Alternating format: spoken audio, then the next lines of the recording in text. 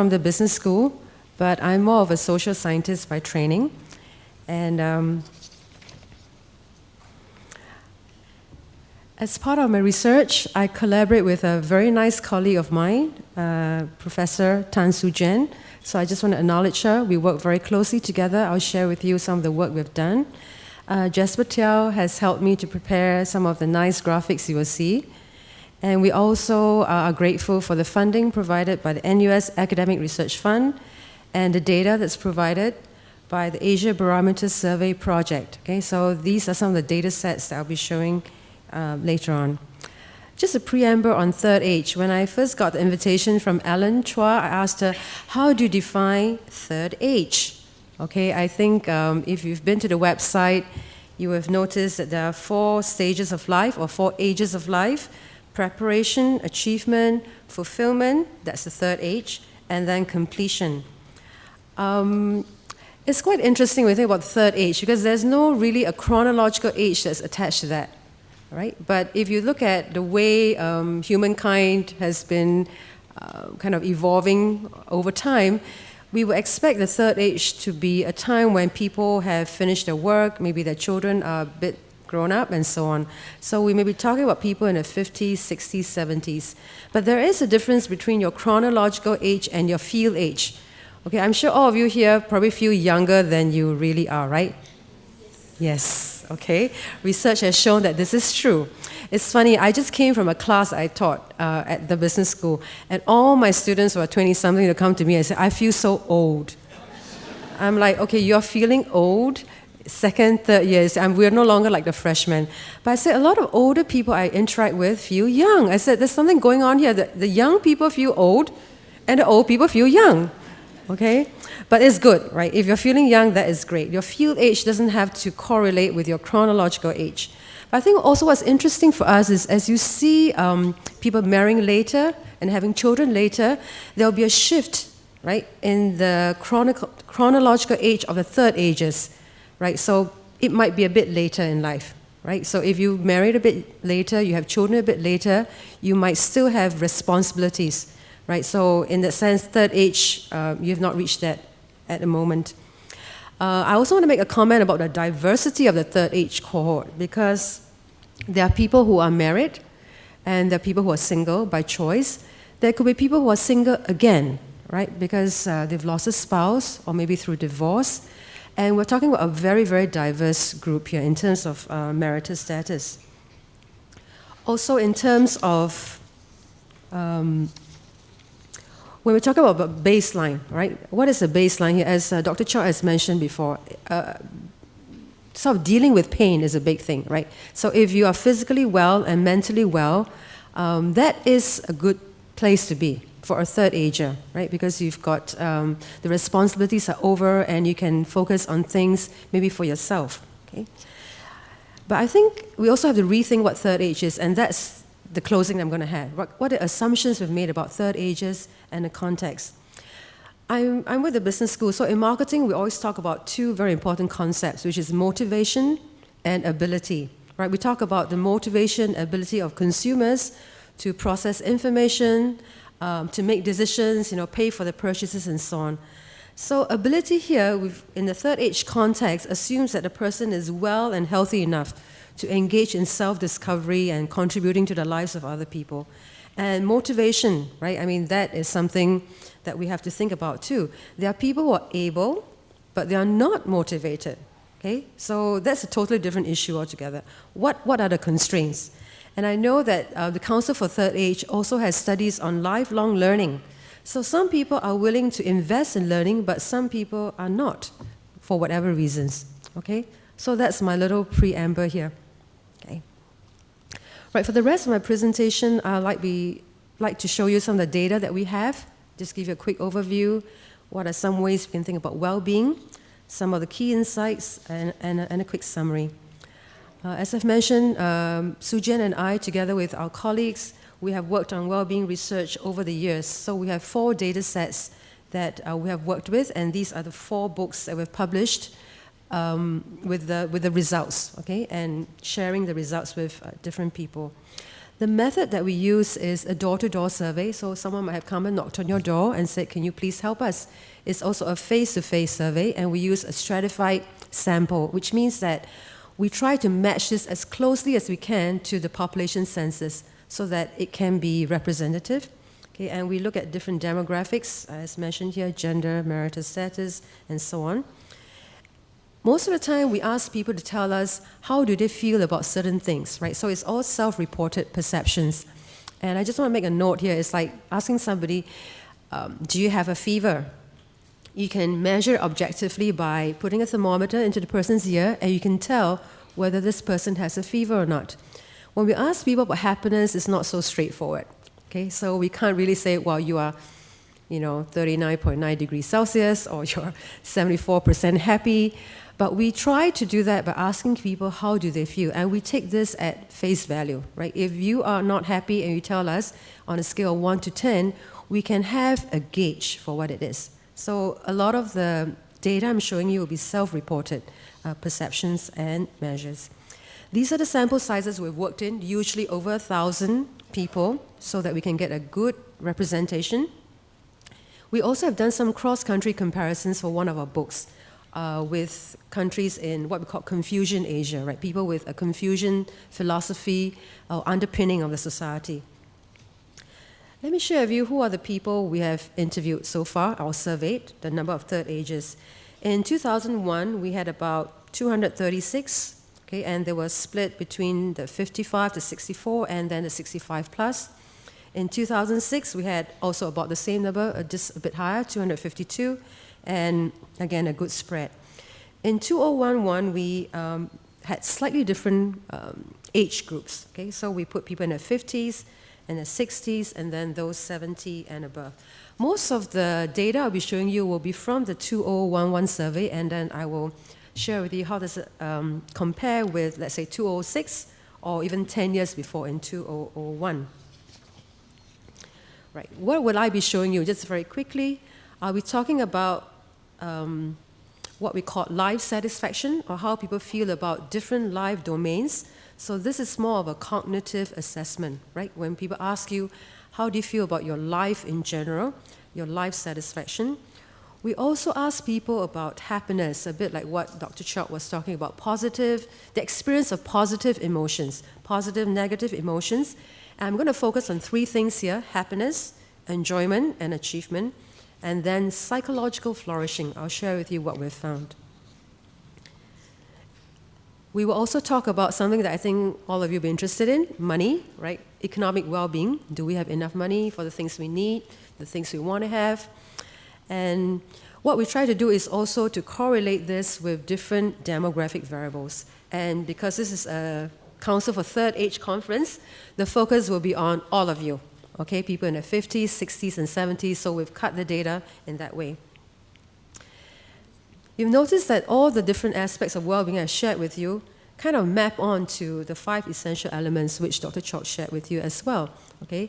In fact, these map very nicely onto this kit that you just received, the Positive Aging Toolkit, except there's 7 dimensions in here, right? So what this kit does not have is a community well-being part, but they have intellectual wellness, emotional wellness, and also spiritual wellness, okay, which I think is very, very good, right?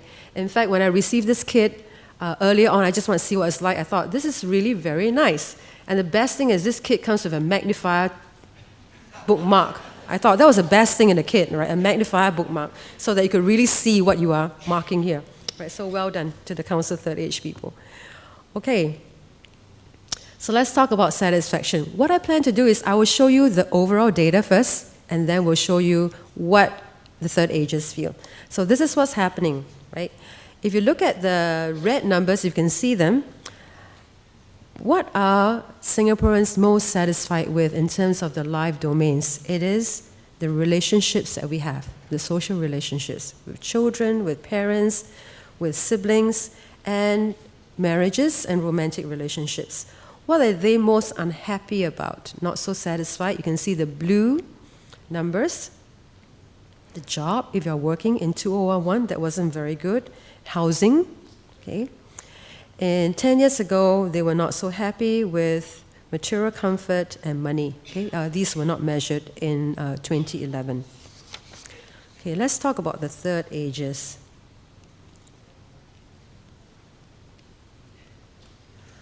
Okay, just look at the charts towards the right. Okay, we've put the mean values there. You notice with children, there's really minimal differences, okay, between third ages and other age groups.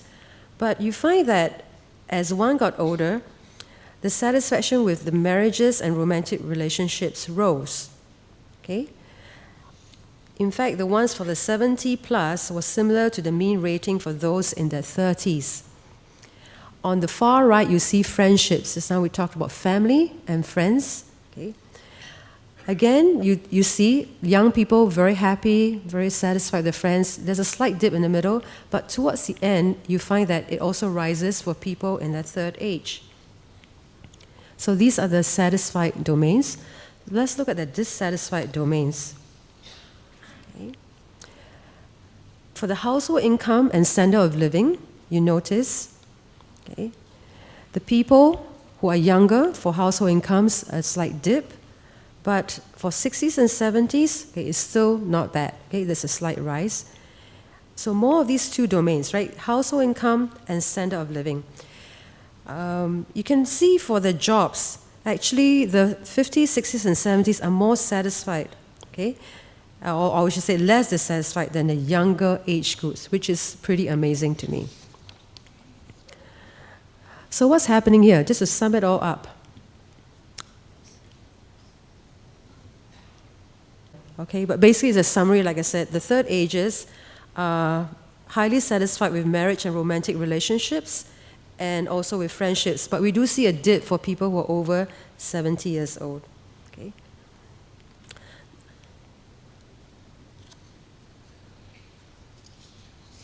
Okay, let's look at the key insights for third ages for happiness. Let's look at the pink bars here. The lower means higher happiness, okay?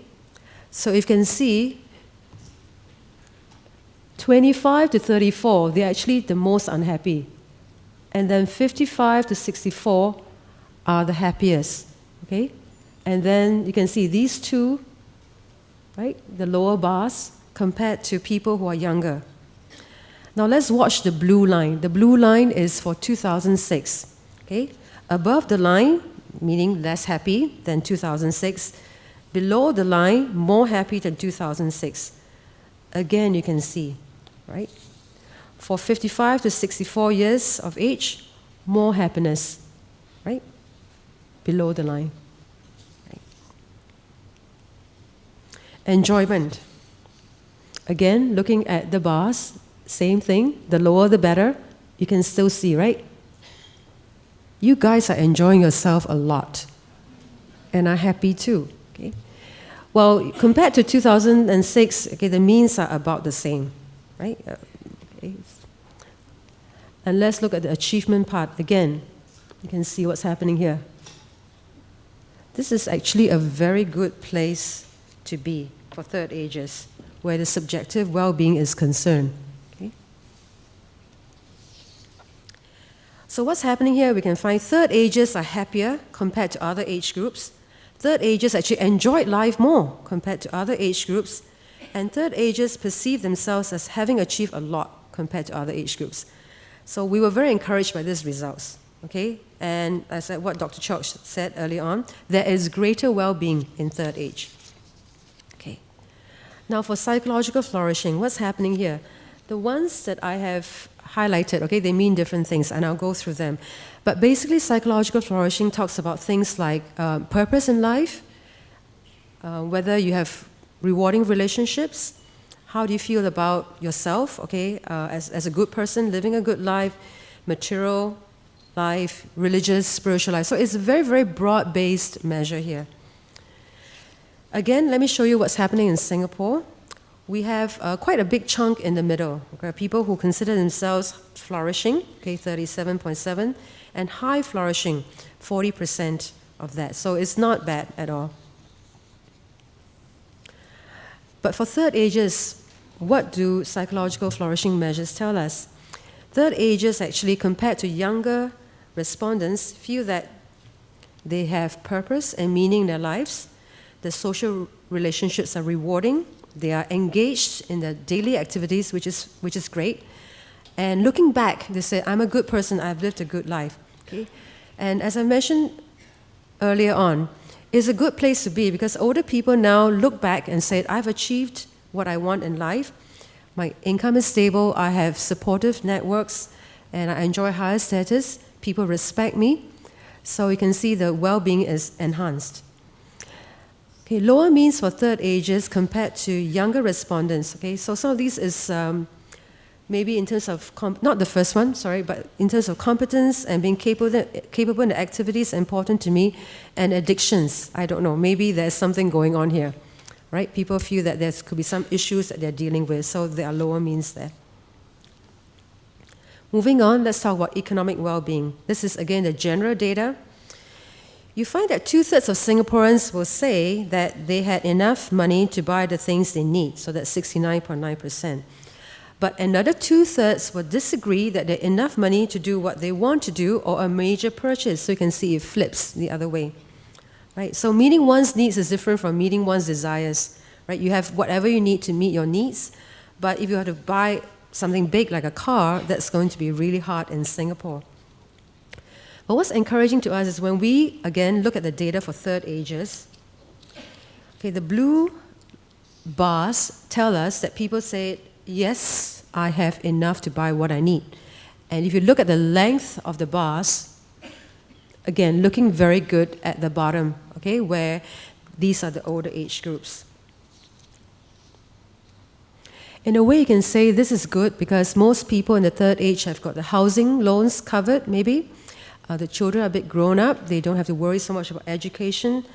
Maybe the children are already working, giving money back to the parents. So that's good for them. Let's look at the next slide on, do you have enough money to do what you want to do?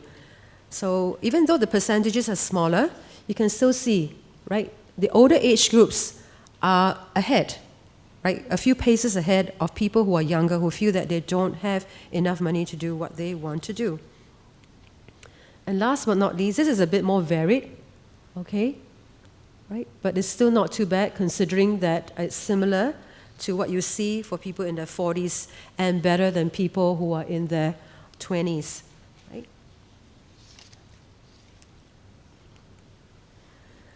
So this is just to sum up what I've talked about, that a higher proportion of third agers agreed that enough money to satisfy their needs and so on.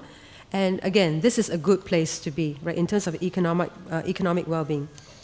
So what I've done so far is to give you a slice, right, of the data talking about third agers and the different aspects of well-being, how you're doing economically, psychologically, in terms of happiness, enjoyment, achievement, and life satisfaction. I just want to round up by talking about what do we expect the government to do, right? So this might give you a feel for what are the spending priorities that third agers want from the government.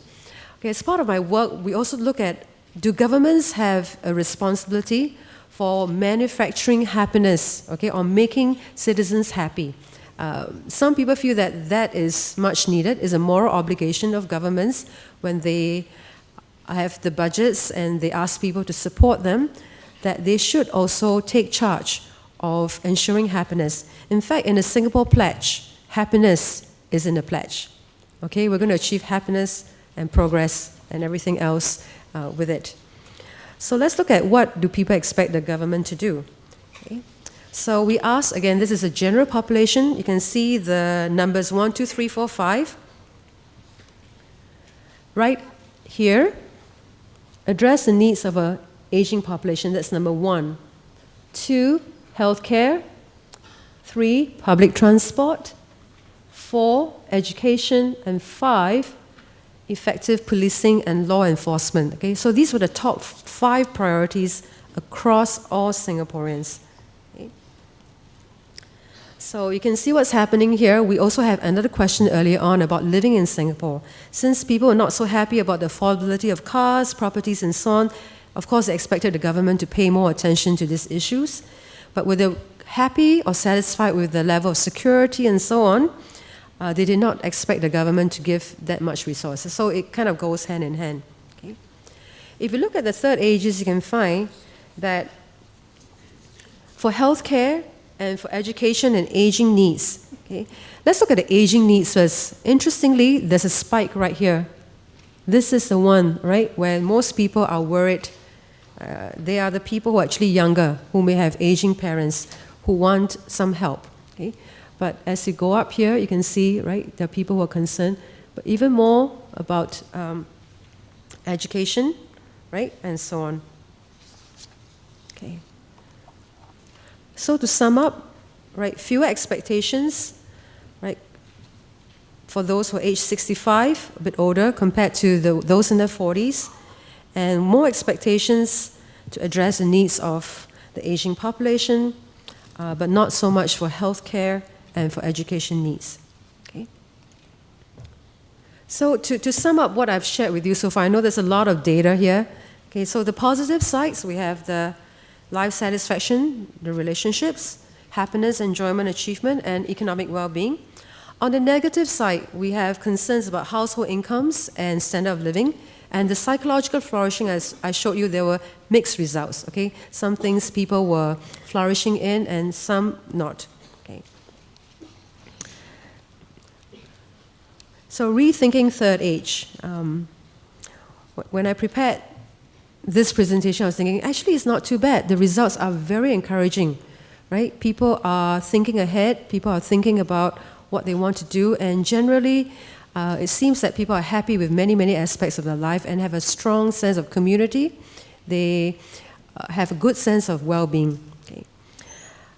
Well, the concept of third age seems to imply the diagram on the left, okay, where we start off with education and training, okay, and then we work very hard and try to provide for everyone in our lives, and finally you retire, okay, and you spend time for yourself.